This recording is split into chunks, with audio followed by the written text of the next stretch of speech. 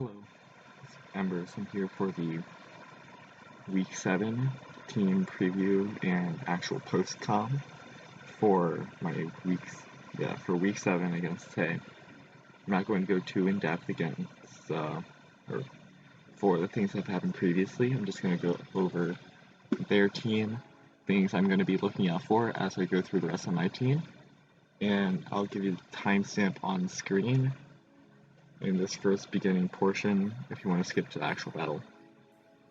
So first off, starting out, they have 4 Mons, 5 if you count Shift Tree, with pretty decent speed tiers, being Tapu Fini in the mid-80s, Zapdos with 100, Garchomp 102, Zoroark 105. I don't even know what Shift Tree is, but not really important here, because we're not really expecting any chlorophyll shenanigans. So, looking at that, it's pretty easy to knock those down with pure speed and aggression. And frankly, that's what my team is really good at, so I'm not expecting them to show up. And if they did, they'd almost be counterproductive in shutting down my team in the right ways. So what I do expect to come by to shut down my team effectively is Trick Room. And Tapu Fini and Mr. Rhyme are the only 2 Trick Room users. Tapu Fini has Misty Surge, so it's likely going to be that Misty Surge is really going to be a detriment to shutting down my Cortana with Will-O-Wisp, Prankster Will-O-Wisp coming from Sableye, just because of Misty Surge existing, so I'm expecting Mr. Rhyme to be the Trick Room Mon here. So Trick Room is going to be supported here by Sableye with Ally Switch Fake Out, Tangela with Rage Powder, Zoroark for Max Guard, Trick Room, and Copycat Shenanigans. Also, I have to keep in mind that Conkeldurr, Marowak, and Berserker are all really good Trick Room sweepers, and I have to keep an eye on them as I build my team. Moving into my own team preview here, first off we have Orbeetle. Orbeetle is my main counter Trick Room Mon, and we've got Psychic, Trick Room, Safeguard, and Imprison, mainly because Imprison Trick Room is a really good way of countering Trick Room without actually having to read the individual turn. Also, Mental Herb is a good way of doing it and making sure it actually goes off. Safeguard is there in case the Tapu Fini doesn't come out and I have to prevent a Will-O-Wisp myself. Psychic is good for getting some nice psychic damage off on the Conkeldurr. Also, the main reason I'm running Orbeetle here over anything else that could run Trick Room in Prison is the ability Frisk. Because what Frisk will do is not only will it tell me the items of the lead Pokemon against it, but it will also tell me the speeds of them comparatively. So, if the partner to a Trick Room Mon has comparatively higher speed when it shouldn't, then I know it's a Zoroark and I know how to address it appropriately.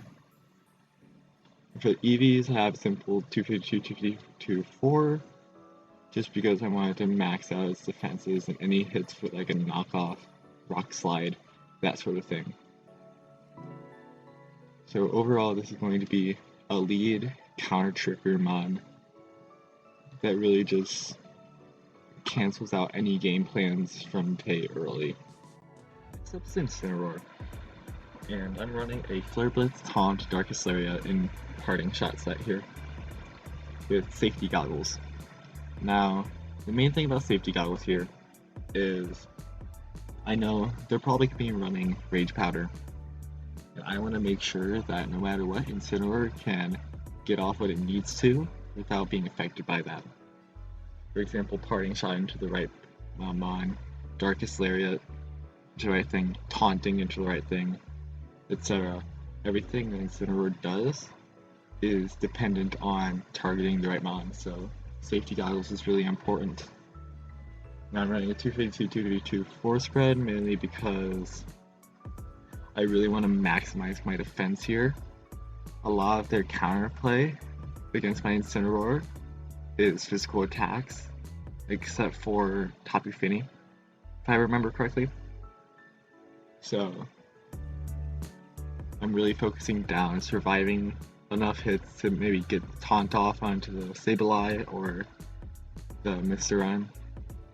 Flare Blitz into the Rhyme just to get a ton of damage off. Darkest Lariat into the Marowak. Parting Shot into whatever is setting up or is looking to be the sweeper, and really maintain my momentum going into this game. I'm also running Brave Nature with 0 speed in this. I'm not sure. I don't think I changed this. Maybe I changed this. I know I changed a couple of sets between the screenshots here. I'm keeping this because in case Trick Room goes off, I want to have the minimum speed possible. And just in case that actually affects anything. So next up is the Kartana. And I'm running a Focus Sash, 174 speed actually, not 173. Max attack type set, just to get a lot of burst damage off. Because I know if this team is going to be a Trick Room team, I can really capitalize on the turns that are outside of Trick Room. And when I'm in Trick Room, I don't want a Focus Sash, or not a Focus Sash, a Choice Scarf to be a burden to me and limit my move pool. So I'm using Focus Sash here to live a bit longer. The points in the defenses are really just, for me at least, they're solidifying any sort of bulk I can muster on this dude. Purely because I already have the speed creep and max attack possible. By the way, the speed creep is to outspeed the Zoroark by 2 points.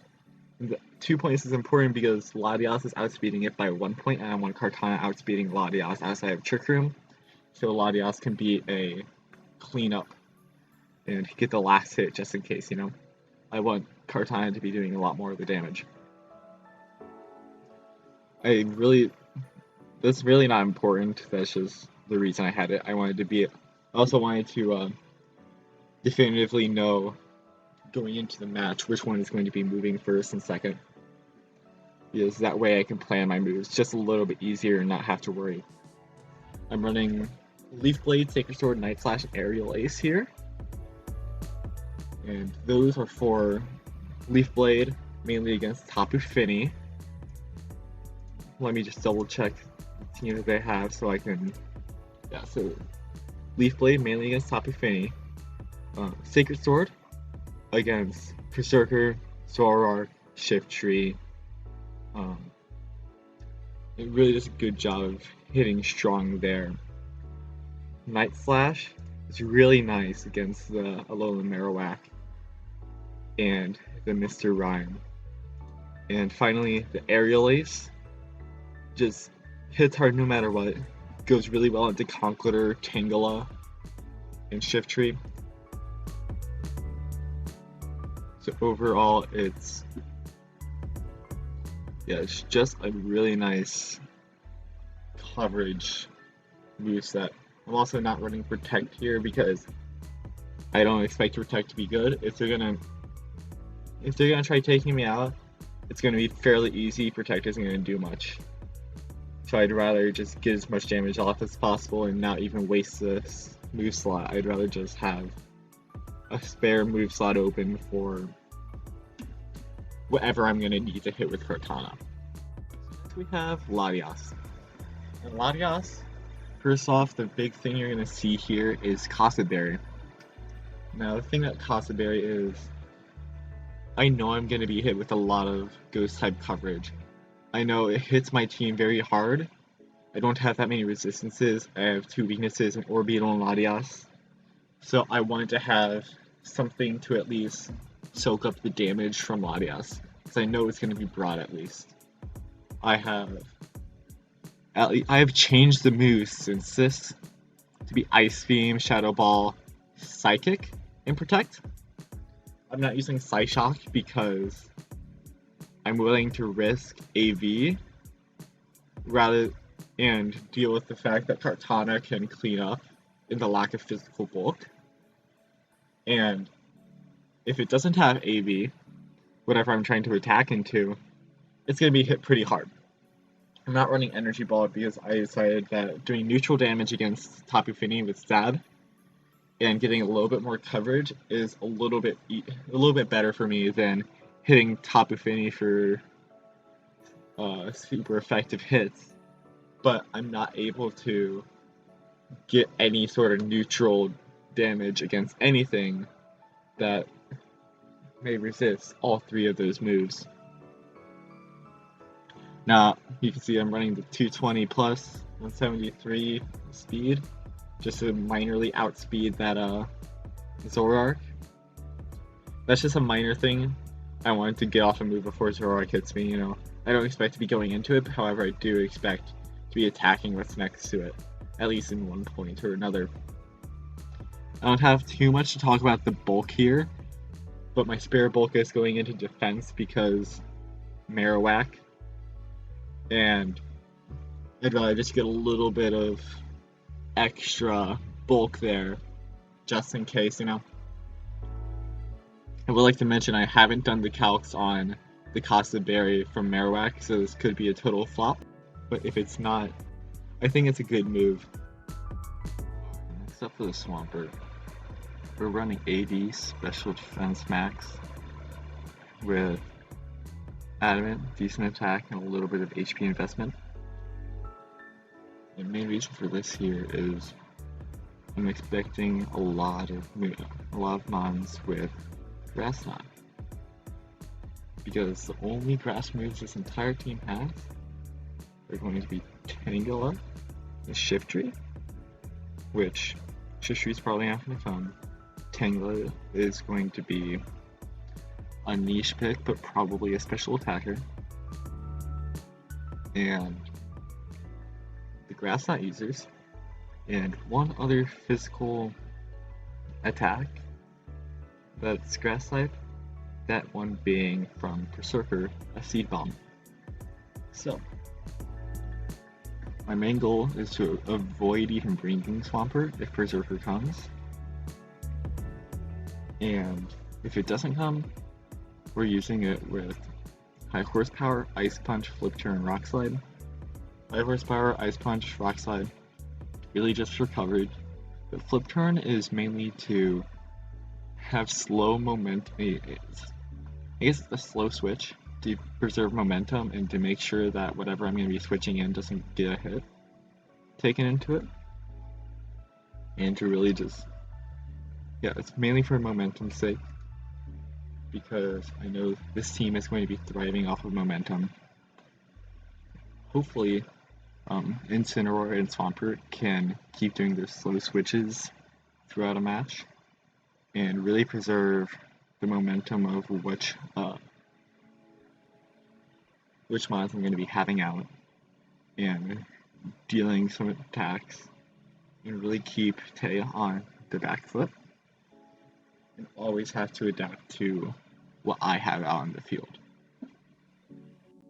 To close out the team preview section, we have Nidoking, and Nidoking is really going to be a special attacking sweeper of sorts. It's going to be cleaning up a lot of things.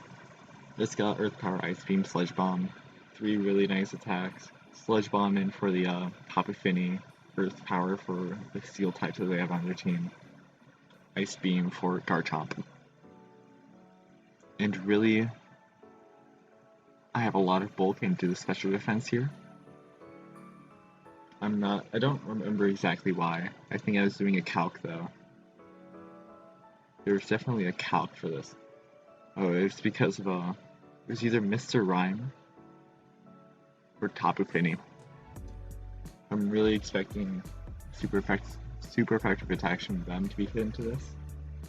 And that's why I have a lot of special defense going on here, not so much speed.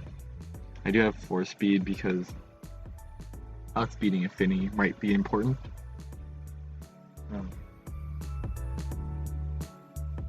other than that, there's not much to say here about Nidoking itself. However, I would like to mention and talk about my rotations between how I'm going to be playing this. Now, Orbeetle, Instant, and Kartana are going to be my main three that I'm going to be bringing to every match. However, my last mon, Latias, Swampert, Nidoking, is going to be different depending on what they bring to the match. Now, first off is just the existence of their fast mons in general. Those being Garchomp, Tapu Fini, Zoroark, and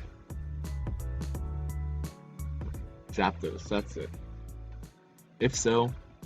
If they bring a decent amount of those, I'm bringing Latias. Especially the Garchomp and Zapdos, I'm bringing Latias. That's my 4. Now, if those aren't in the field, it's really depending on if Berserker exists. If Berserker exists, I'm going to be using Nidoking. If it's not there, I'm using Swampert. Also, same with Shiftry, but that's not as much of a threat here. So that's what I'm going with. That's the team preview. And I'll see y'all in the post commentary that's going to be recording a day or so from now. So yeah, see you then. So on to the match. We get the titles, or we get the screen with the team previews, and I am shitting my pants. There's not a single Trick Room user on this team, on their team. And I am lost at this point. So I'm trying to find foolproof ways of going about this. So I think of Latias and Sin, right? It gives me a good way to respond to basically everything that can be on the field. Sure, it doesn't give me any counters for Zoroark. That's going to be a main thing that I'm going to be struggling with throughout this, because I don't have anything for Zoroark except for dealing with a supportive variant. You see here I'm checking my Nidoking for my coverage moves. I'm struggling to find out if I want to do Nidoking or Swampert here. I decided against Swampert because Shiftry is here, and Shiftry is here, it's got to be there for a reason. So we go in. We start the match. And I have no clue what to expect. I'm expecting a Sableye lead, at least to start. And we see that here with a Sableye Shiftry lead. And into my Latias and Incineroar, I am currently thinking, okay, Latias isn't the best thing into Shiftry, however, I do notice that Shiftry is slower than Sableye, so I can use that to my advantage to get rid of Shiftry before anything actually happens with it. And I'm also realizing in this moment that Sableye and Shiftry together, it probably means Sableye is going to use Sunny Day, and Shiftry is going to use Chlorophyll to get a hit off onto my Latias. So my solution to this is, I believe, Dynamaxing my Latias, getting the max hail into the Shiftry to make sure I survive and get a good hit off. And I'm just gonna Flare Blitz into the Sableye because I don't know what item it has, and Flare Blitzing is an easy way just to get a ton of damage off. Oh, sorry, I double into the Shiftry, I guess. I think the reason for that is if the hail doesn't KO it, I wanted to make sure it gets KO'd this turn by something.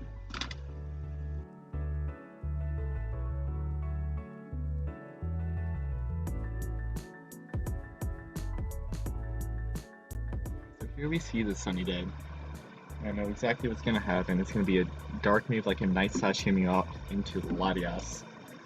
And it's a Dark Pulse, which I'm saying doesn't KO without Dynamax, but it's too close for comfort. So the hail comes out. Also, I noticed the Life Orb. That's important because I know it's now not Sash. So the Life Orb's on the Shiftry, and Latias takes the KO there. I'm feeling pretty good at this point, right? I get the Flare Blitz off onto the Sableye. I get some really nice chip here. And I think I'm in a good position at this point. Now, the only thing that could really rustle my jimmies here, I think, is a scarf onto something that can get a lot of fucking damage off. So I'm seeing Garchomp, and I'm not thinking, I'm thinking this is prime target. I have no clue what the fuck they're doing. And you see, this is a really big mistake for me. But at least I take the parting shot into the Garchomp. That's also very important. It's very important for at least saving my differential here. As we get the Garchomp Dynamax right out the gate. So I know the Garchomp is probably going to survive whatever hit. But it's going to do a lot of damage, and whatever happens, happens, right?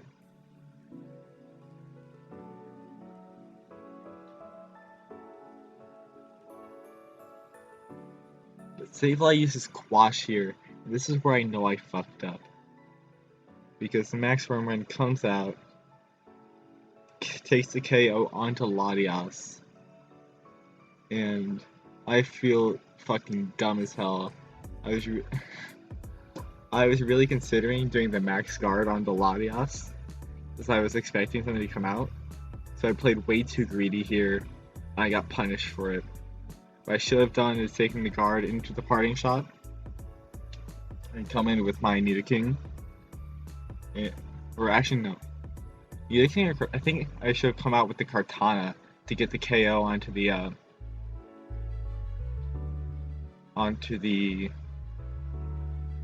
Sableye there, and then get some nice damage off of the Garchomp. But alas, I'm not in that position anymore. I have Nidoking out here, which is also a bad play on my end. But the reason I have Nidoking out instead of Kartana is I was afraid of being Pranks or Will-O-Wisp. So here I think, okay, I can't really do anything to Garchomp, but I can kill the Sableye, and I can maybe protect the Nidoking to save the damage that's going to be going off onto it, and maybe survive and get a hit off next turn. Because that's really what I'm thinking about. I'm getting Sableye out of the way, and I'm saving it and trying to stall it to Dynamax as much as possible. Which I think, honestly, was a mistake. I should have just gone straight for the damage, the raw damage here. Because had I gone straight for the raw damage, I would have survived that anyway. Because it would have done 80 damage to me, left me with less than half. And I could get some serious damage off onto the Garchomp with only +1 special defense compared to a +2 later or +3 even. If I even get the damage off in the first place. So we see the Zapdos come out. And I don't know what I'm thinking here. I'm thinking I'm gonna get some debuffs onto the Zapdos as well, because that's more of my threat. But at least I can get some damage off from the Garchomp while my Nidoking is still alive, because I'm expecting it to die in this turn or the next turn. But Zapdos comes out and basically reveals its Scarf and has Weather Ball. Fucking KOs my Nidoking. And here I'm both scared and relieved. Because I am scared for the fact that Scarf Weather Ball, now being a rock type against my Incineroar, is going to do some massive damage. So props to Tay for this prep. And the Weather Ball use is really nice. But also, I know they're locked into Weather Ball. And as I see, my Kartana is the last thing alive. I'm fucked. I'm royally fucked. I don't have... Kartana's not gonna get anything done here. I'm not bringing it to the next round. I decided at this point that if this is what they're bringing, I am not gonna bring Kartana. It is not worth it to have it against these two mons here, especially. It was worth it in the counter trick room strats that I had planned, but against these two, I'm just trying to get as much damage off as possible and save my differential as much as possible going into the next round. So I was looking through all of my different moves on Kartana, just trying to see which one is going to do the most damage to Zapdos, so I can knock it out and potentially have a chance against this super debuffed Garchomp. Because I'm really trying to recognize here that Zapdos is the problem that I need to deal with. I've done a shit job of dealing with beforehand.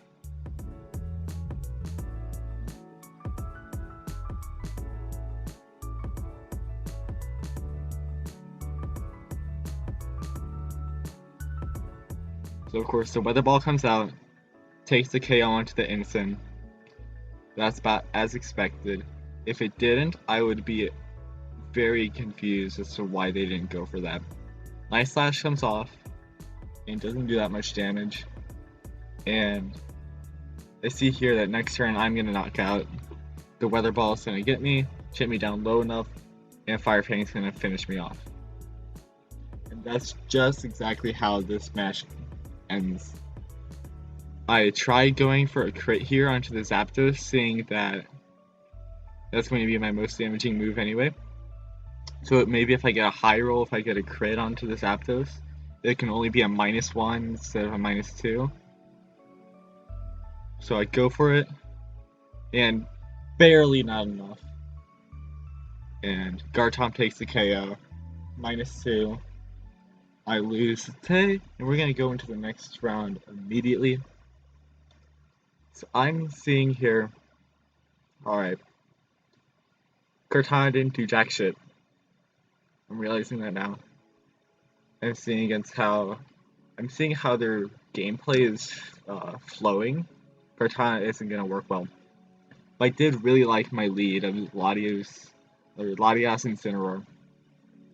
I know if I did that, I would be forced to Dynamax Latias in the first place.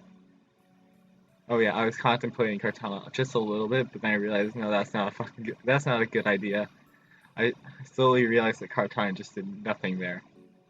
But I'm going for Latias lead, knowing I'm gonna have to Dynamax it. And I'm really regretting my choice of the item here. I really should have focused more on Dark type coverage from the 3 Dark types on this team that were all brought here. I should have brought maybe Cobbleberry, I think, is what I was thinking at that time. That would have helped me survive a lot better first round. But that's how I'm thinking going in. I'm going to be forced to Dynamax Latias. I'm bringing Swampert in the back because I don't see any reason. And I don't see any reason not to at this point. I can deal with Shiftry effectively, and Latias getting locked, or it's not Latias, Zapdos being locked into a grass knot is not something they want to do. So we get the lead, Garchomp Sableye. And what I'm thinking here is they want to get an early Garchomp's setup going, using Sableye as some support to just completely neuter my physical attackers, to quash the special attackers, and to really get something going for Garchomp. So I'm seeing this, I'm thinking, okay, I'm gonna need to Dynamax my Latias and get as much damage as possible into that Garchomp before it can outright slaughter my team. Because I know if I don't Dynamax, it's likely dying.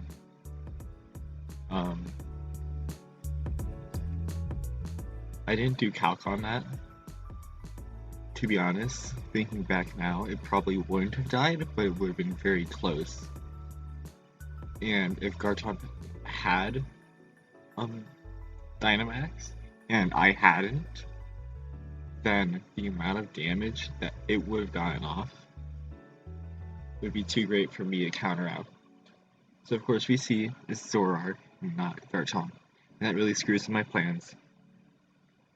Because now Latias is less than half the health, and I get a taunt off onto the Sableye.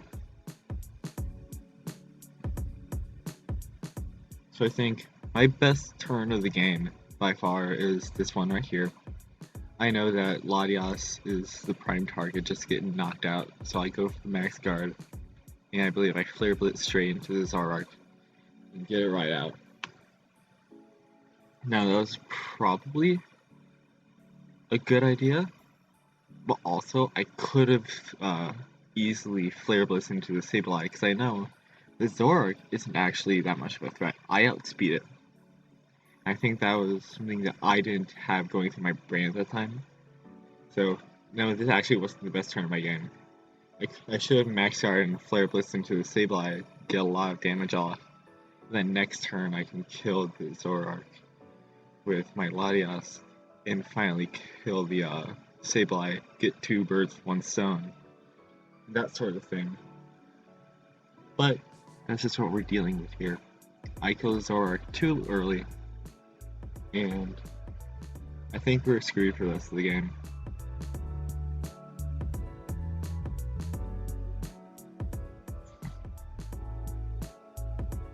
Also, one thing going through my mind at this time is Sableye is not a threat. They can kind of just sit there. At least that's what it is to me. So I'm saying Zapdos, and I'm saying, okay, Zapdos is gotta be neutered before anything else can happen. So I need to Parting Shot into it, get its special attack down as low as possible, and potentially, if I can get the max hail into it, it's gonna be a great move for me. So Latias lives the Weather Ball, which I was not expecting, but I was very happy with. And Zapdos goes down to essentially 1. Nightshade comes off. I was surprised it was not to the Latias. It was pretty smart for him not to give me the momentum. And Parting Shot comes out.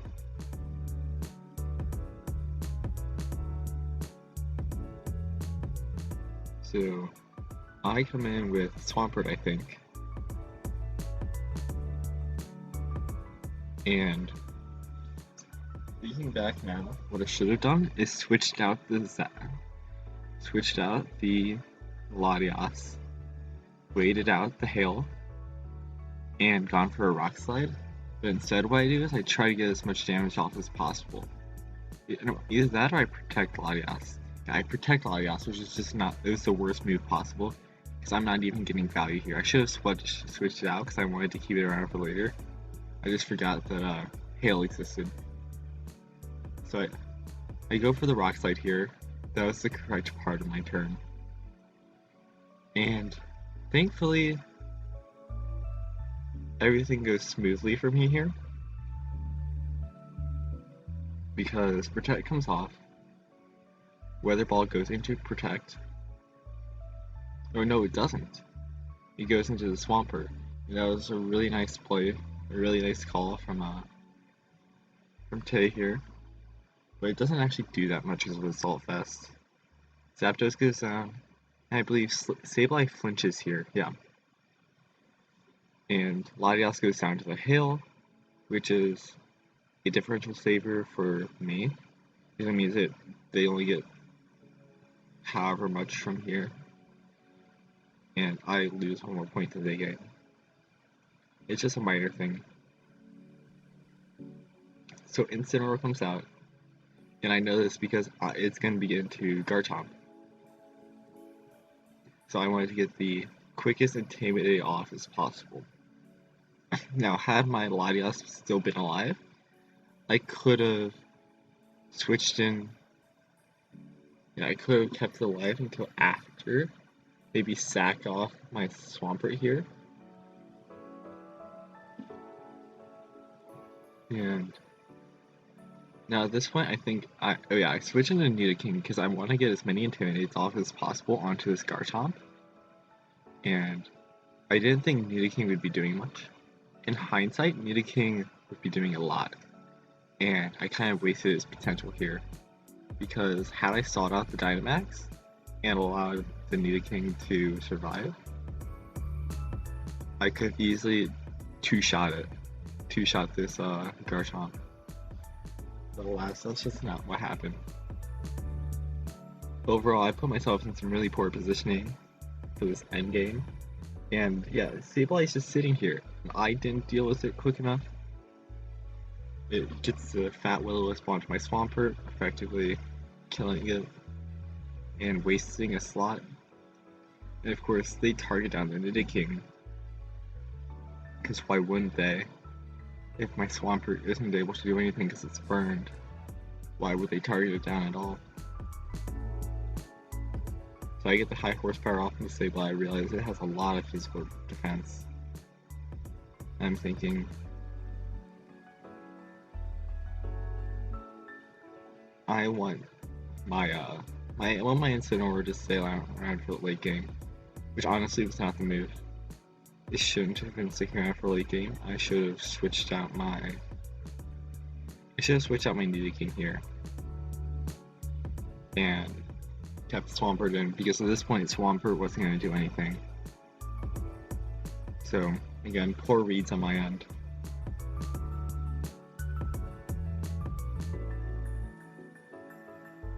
The Incineroar comes out, continues to cut down the attack of Garchomp, which is about the only good thing about the switch here.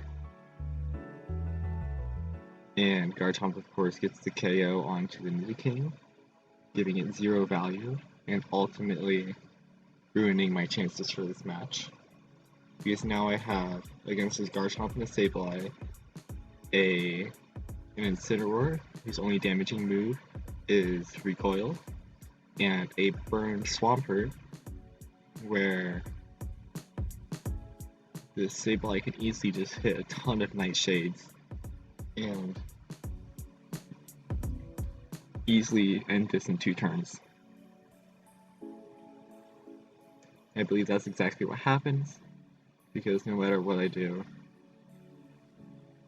I believe I decided to go into Garchomp here, which is a bad play. But I knew nothing good was going to happen to Sableye. And target priorities were great for Tay here, going for the Incin, because he knows that that's the only thing that can do damage off onto the Sableye. Incin goes down.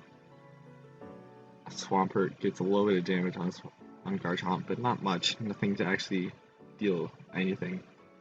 Ruffson goes. And overall, I know I've lost this match. I put myself in a really poor position from around turn 3 or 4, and I've been playing on the back foot, making constantly bad decisions to really not bring myself back here. So overall, very poorly played game for me, but also, it's not the game I expected to be playing. I expected to be playing a Trick Room counter into cleanup with my team, and that just didn't happen. So I lose to Tay here. Very well played from him, and I'll see you next week.